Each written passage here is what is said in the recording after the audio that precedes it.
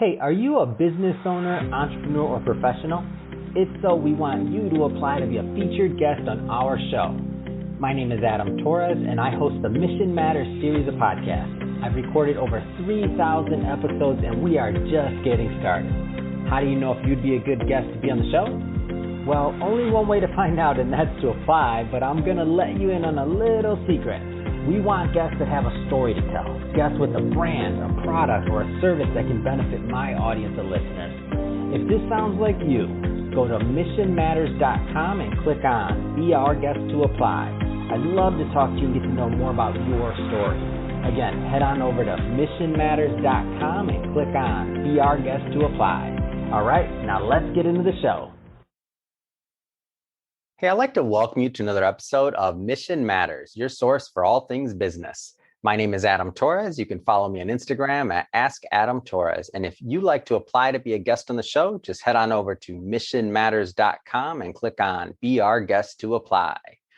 All right, so today I have Tony Zorc on the line, and he's CEO over at Accounting Seed and author of the newly released book, Iconoclasm. And Tony, I have a copy of your book over here in the studio, and excited to have you on the show, man. It's great to reconnect with you. Adam, thanks so much. Excited to be back here talking to you again as well. Man, so I have to just start off by asking you, like, how are you doing this, man? You're everywhere. I see you on Twitter. I see you all over the place. And the book launch, everything seems to be going amazing. How are you feeling? I'm feeling good, and I have a lot of help with this, so that's good. I have a good team assisting me. They're fantastic. It is a lot of work, though, to, one, write the book, and then also, promote it. And promote your idea and promote your platform is a ton of work as well. But I think that's I have a passion for this, and that's why I'm excited to do it. So I do have to, we will do a deep dive into the book, but I do have to take a little sidebar here. Speaking of how difficult it is to get a book out there, I know there's a lot of people watching that have this book in their head, or they have this thing they want to do, and something's holding them back. So I have to ask you, like, how'd you get it done? Like, how'd you just finally do it? Well, I love speaking on different topics, and I've really enjoyed that part of being a CEO, being at my company and telling company stories, and just enjoy it. So I decided I wanted to do that more and do it at even other companies, because I got a lot of fun stories to share in the 12 years I've been an entrepreneur, and the other 12 years I was working in corporate America, and then I was an athlete and I do a bunch of stuff. And so I was actually at a funeral, and this is funny. I was at Harvard University at this funeral, and I met a guy who was a very successful tech entrepreneur who sold his business to Oracle and does speaking full time and gets paid for it really well. And he's very successful at it. And he said, you need to write a book before you go out speaking, because the book will help you find your voice. It'll give clarity to what you're about. And it's hard to write a book. Here's what you do. You write 500 words a day. Every day you write 500 words. You're going to throw out half of it, but just get up, write 500 words a day, keep going. And he was totally right. And you can do it too, Adam. Anyone can do it. It's just an amount of discipline. For me, it was really hard to get it going. But once I did, I actually wrote the book in about 8 weeks because I just went like crazy on it, right? And it was just that getting started that was really difficult. But that 500 words a day is the key. Mm-hmm. And I recommend everyone writes a book, Adam, because it gets you so organized and thinking about what you're about. What are you really about? Like, I think about this, but then when I put it down on paper, it's something different. So let's, speaking of the book, let's just dive right in. So Iconoclasm, I know I'll put myself on the spot. Before I read your book, I hadn't heard of it. So I didn't really understand the term or the angle. So maybe we just start there, like Iconoclasm. Like, where'd you come up with this, and how'd you find this as the idea for the book, I should say? I'm glad you haven't heard of it, Adam, because I'm taking it from myself. That's part of the kind of nuance of it, right? So I had done some research and trying to find a word that really sums up what I'm about, and couldn't really find one. Found the closest thing I could to it, and then decided to kind of hijack this word and then also create my own term for it. But an iconoclast really is a rugged individual. It's someone who bucks the trend, is not afraid of that. But what I define an iconoclast more specifically is someone who does three things. So they challenge the existing way of doing things, they design a better way to do it, and then they execute on those plans. And that's how I define an iconoclast, and go into what each of those means and what's the difference between that and other kind of traditional roles, all in the book there. So let's unpack that a little bit. So the idea of challenging, I guess let's start there. So tell us a little bit more about what that means. Well, Adam, one thing, when I stopped and think about it, my father, I lost him in 2007, but he was just a guy who really he really raised me to try to think independently, come up with my own ideas. And when we listen to the airwaves, and, there's a cost of putting messages out on our airwaves and digitally, right? So at the high end, there's corporations spending money advertising. On the low end, there's still people doing their effort, putting out their messaging, but there's a cost, there's an expense to that. And when you think about the effort it takes for people to put this out, they're wanting you to do a certain thing when they do that, right? So corporations are wanting to sell you a product, nonprofits are wanting you to donate towards their movement, politicians are wanting you to vote for them a certain way. There is very little, if not any, or next to none, messaging out there for you to think for yourself. Yeah.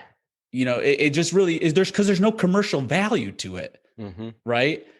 And I have the same problem with fasting. Like I'm actually on a 5-day fast this week. And if you think about, fasting is really unrepresented in our diet movement because there's no money behind it. It's the absence of something, right? And it's a wonderful thing to do, by the way.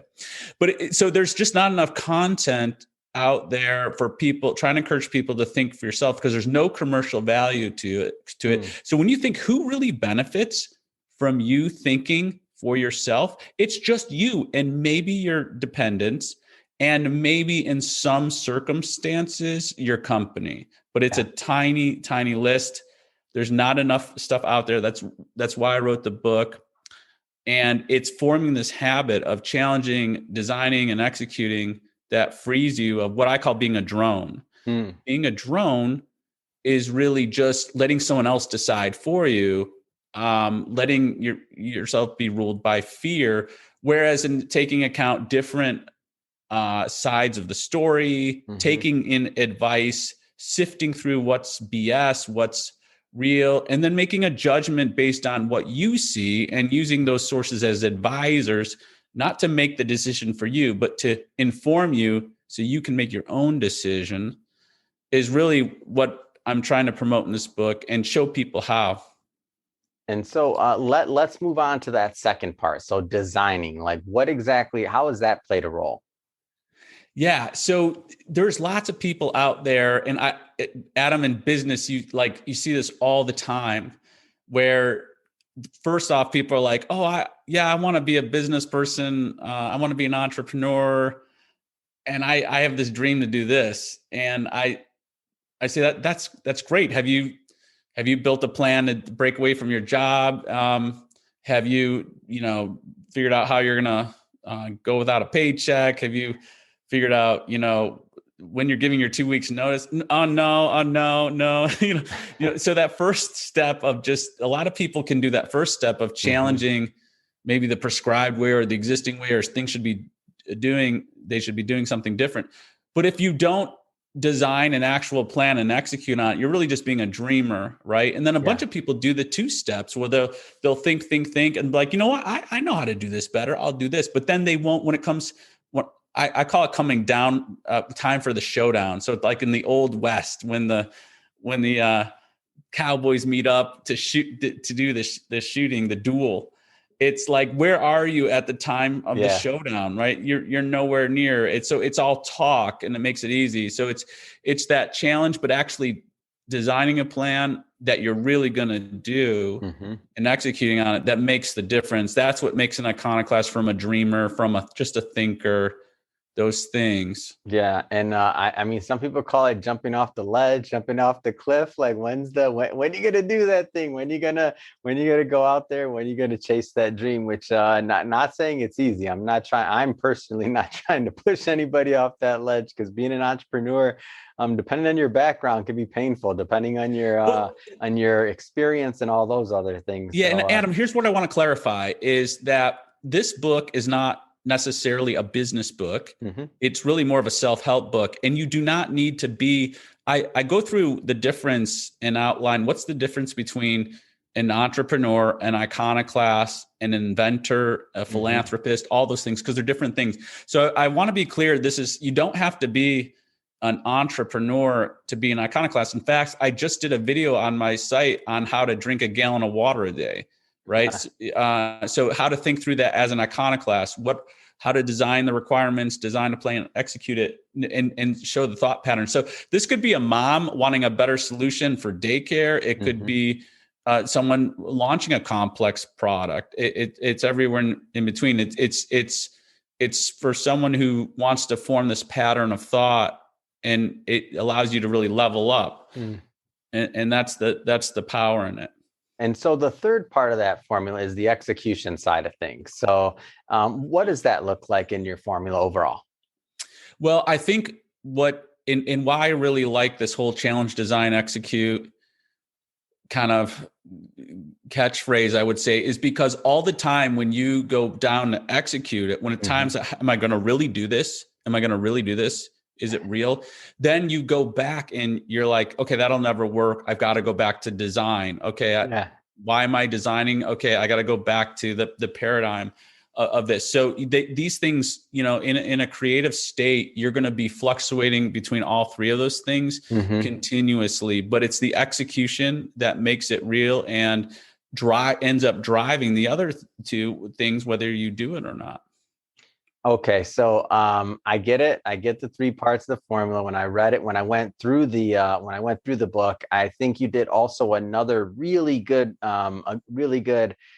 thought process around how you realized that you were an iconoclast and how you shared your journey. So let's, for our audience, go a little bit further down your personal journey and maybe how you came to find out that you are, in fact, an iconoclast.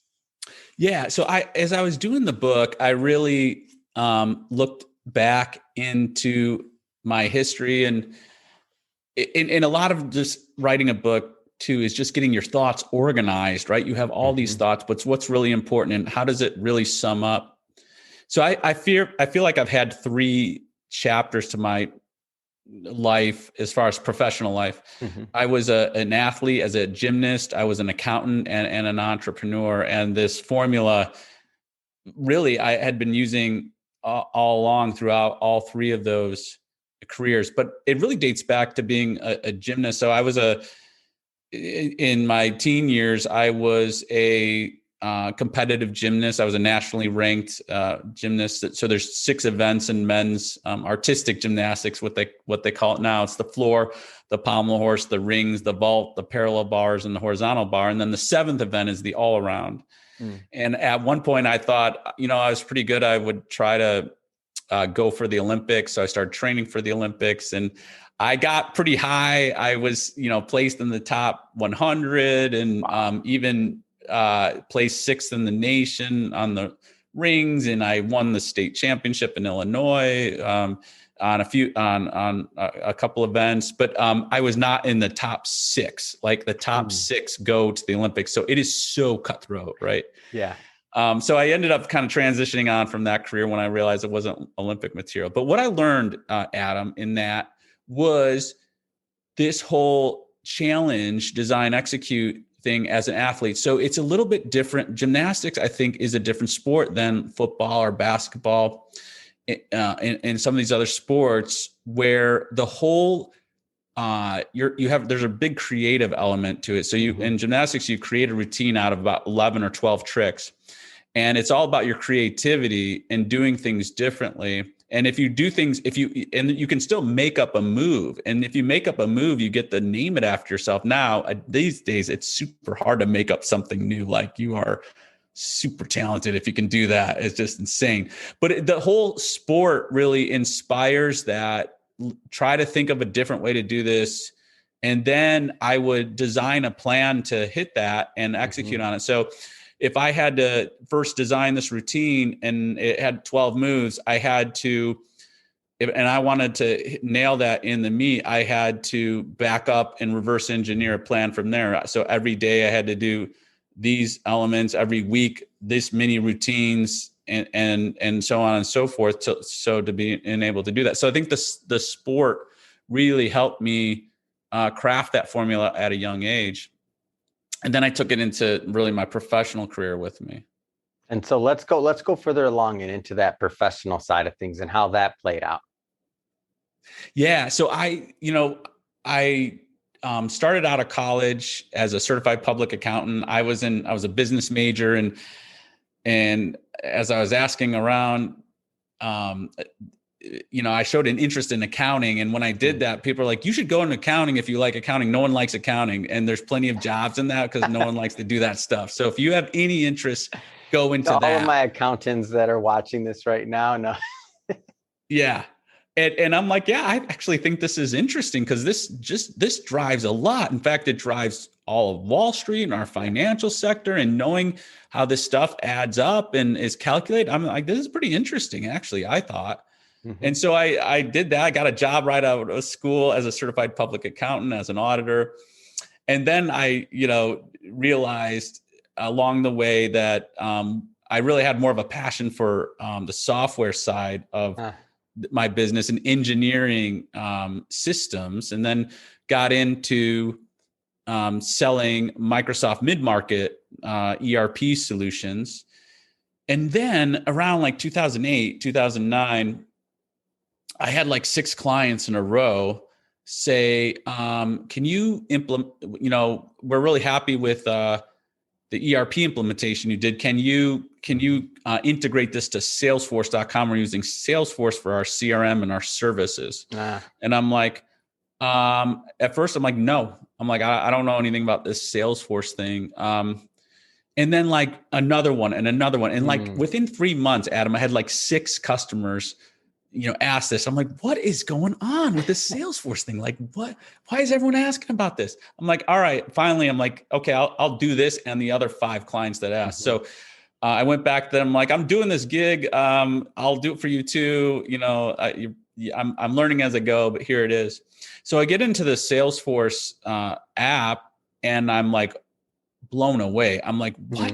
Wait a minute. This is not a CRM app. This is actually a full blown technology development platform. You can do anything you want on this. And it was taking seconds for me to do the things on that platform that would took days in the Microsoft platform. Wow. So I'm like, you know what?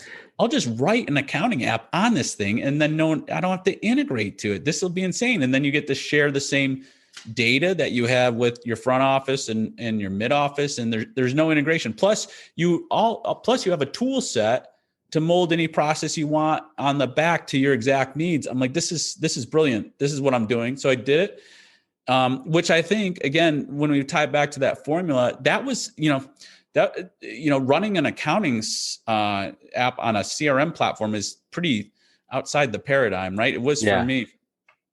And now I think it works so incredibly well and so different that 1,000 customers later, 15,000 users later, wow, it's been great, and we're growing and leaps and bounds, and now internationally we opened up an office in the UK and have been growing in the EMEA market and are doing so in Australia as well. So it's just going great. But I think the formula helped me, just challenge that notion of why not just run it all together on one platform? Why can't accounting run on CRM? Who's to say not? So.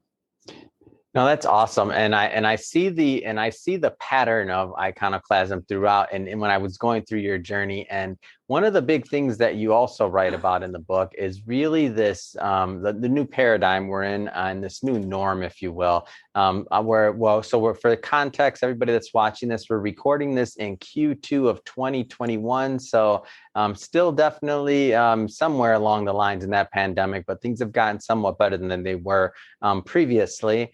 So you really address a lot of the issues that are going on, and also talk about like what it looks like post pandemic, especially for not just entrepreneurism or not just business, but just in general, and this new society that we're in. So what was the real connection there to connecting, post pandemic and iconoclasm?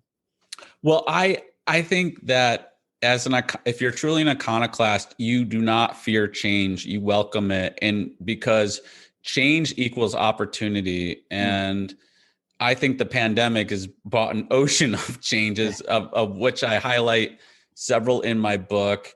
But it's not an exhaustive list by any means. And it's most of what I've seen as an entrepreneur and talking to other entrepreneurs out there. And one of the things I have to my advantage, Adam, is I have a very horizontal application. So it's across my accounting app works across all industries. So I talk to CEOs of all kinds of different sections in the market. That's what I really love about my business too. But I think, so how does this apply to the pandemic and the post economy? I think three major ways, which I get into in detail in the book, but certainly relationships, use of technology, and social norms. Relationships, if anyone, like any CEO thinking, oh, I can't wait for things to get back like they were and I'm in the office again, like, wow, they have another thing coming. Yeah. Your employees aren't coming back like you thought they were. The new office is going to be primarily driven around three use cases: onboarding employees, team collaborative projects, and meeting with outsiders. And if you think you're going to have your people in all the time like it was, and they're going to commute, like they're not. And if you make them, they're going to go work somewhere else. So you better get used to that. That's very different. Now, what the pandemic's revealed on the flip side is this virtual technology, although it works for business relationships and is fine, but however, there being a lot more challenges in management and culture, it's totally inferior and doesn't work for personal relationships and is just trash basically. And we are all waiting for that, to get back to that normal piece. But the business side of this, the virtual side of this, is for real. It's here to stay. It's going to be way more scaled and leveraged. Not that we won't meet in person, but it was a trend anyway. I think the second thing is the use of technology. Whereas I've been meeting after or seminar and trade show where you're seeing all this exponential, we're going to live in exponential times where they have like the technology curve going straight up, right? And it's like, no, we're not. That's a bunch of crap, because as long as people are buying the technology and not robots, people have limited capacity to adapt this stuff and change. Our capacity to change is slow. And it was amazing how fast we did change when forced to, with something like the pandemic. Yeah. But on our own, we don't. And that, I didn't realize like FaceTime, which I started using heavy in the pandemic, had been out 10 years, right? Like, it's not even something I ever used. And now I'm using it on everything, right? And even to, I had a electrician come to my house. And, he was in Frederick, Maryland, which is about 45 minutes from here. And we were going back and forth. And he's like, do you have an iPhone? I'm like, yeah. He's like, hey, if you can just FaceTime me and walk around, I can give you a quote over, over the internet here. I'm like, okay, that makes sense. I'm like, why haven't we been doing this for 10 years? So I opened up my phone, I walking around. I got an electric vehicle. And I wanted an EV charger, level 2 EV charger, put in my garage. So he's like, okay, walk down, show me the garage, walk down to your fuse box. Okay. I see a couple nuances. Let's go look behind this corridor and then open up that. And the whole thing took about 10 minutes. He's like, no problem. I got this. I'm going to send you a quote in 10 minutes. 10 minutes later, sent me a quote. He came out one time, did the work. We're done. And I'm like, this was so remarkably efficient. And the technology had been around for 10 years. It's just, a mindset, right? It's just a mindset. And that's the thing that this has brought out. We're going to see so much more of an efficient combination of tech, and the social norms around that are broken down. And then just I think this has also revealed how personal people take things like their health. There's been so much more angst in our society than we've known around people even doing things like shaking hands and stuff, right? And although I think we'll get back to that, I think we'll be I'm certainly more sensitive to it than I was, prior to this thing. Yeah, I would have never. Same here. And one of a couple interesting things that you bring up here is the idea that workplaces might not go back to normal, right? And then our relationships, how we relate to people, how we work in the workplace.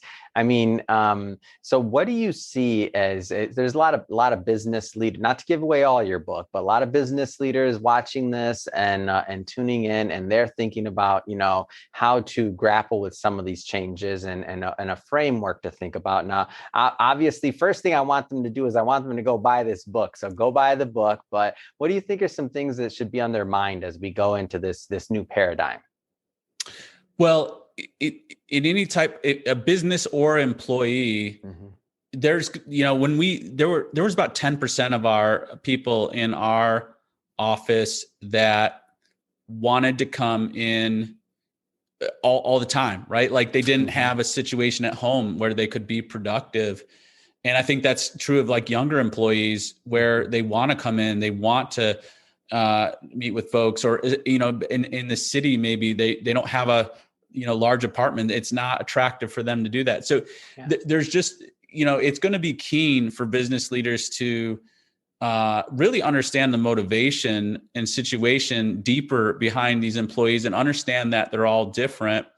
And I think, it's amazing on these interviews how we're prohibited from asking a lot of personal questions, yet that will be the thing that drives people to stay or not if it's working with their personal situation. Whereas people with young kids or school age children are loving this flexibility. And then now, how do you rally people? We started hiring employees all over the country. We're based in Columbia, Maryland. We hired 2 employees in Brooklyn, 2 in Florida, 2 in Russia, 2 in the UK, another one in Ohio. And now, how do you start building a culture that feels like people belong when you have maybe a local employee coming in once a week or twice a week? You have regional employees coming in once a quarter. You have international employees coming in once a year. What do you do to start getting that team to gel? I think the job of the manager has just skyrocketed through this. It's just made it a lot harder, a lot more challenging. On the flip side, I think but without these barriers, you can get people really committed to your mission. So knowing your mission and knowing the circumstances of the employees and connecting those people, and then building that camaraderie at a frequency that makes sense through logistics is the new challenge. And has there been a better time, Adam, to be thinking outside the box here and challenging the existing way of doing things. And that's, the book really helps you systemically go through that. Whereas there's so many axioms out there in business, like buy low and sell high, or find a need in the market and fill it, right? That's how you run a successful business. There's just that's true. And those things are extremely hard to do. And doing what I'm doing is very hard to do. And that's why I have an outline to give you practical examples, a thought pattern, how to actually do this. It's awesome. Well, Tony, first off, like to say it's been great having you on the show today. If somebody is watching this right now and they want to learn more about, of course, the book, so Iconoclasm, want everybody to go pick up a copy of this, or if they want to follow your work overall or learn more even about Accounting Seed, I mean, and all the great work that you're doing there. I know a lot of business owners watch this program. What's the best way for people to follow up? TonyZorc.com, TonyZorc.com. You can find it all there, or iconoclastbook.com will direct you there, but you can get links to Amazon, Barnes and Noble, and Books A Million, and order the book. Also, just following me on social media, YouTube, or any of the social media channels. And then also, I'm working on the audiobook right now too. So I'm hoping to have that out in the next 60 days or so. But yeah, it's really easy, and I'd love for you to come check it out. And there's just a lot of materials to help you become an iconoclast and think like an iconoclast. Fantastic. And if somebody wants to learn about Accounting Seed, how do they do that? You go to accountingseed.com, and check it out. Perfect. Well, Tony, again, really congrats first off again on the new book. I know it's so hard to put out a book, and you managed to, and it's a great book. So definitely want all my listeners to go check that out. I was also able to find it pretty easy on Amazon. I just typed in Tony Zorc, comes right up, really easy to pick up. So to the audience, as always, thank you for tuning in. I hope you got a lot of value out of this. If you did, don't forget, hit that subscribe button. Definitely want you to come back and be a return visitor and listener. And Tony, thanks again for coming on the show, and congrats on the book. Thank you, Adam. Love to be here all the time. Thanks a lot.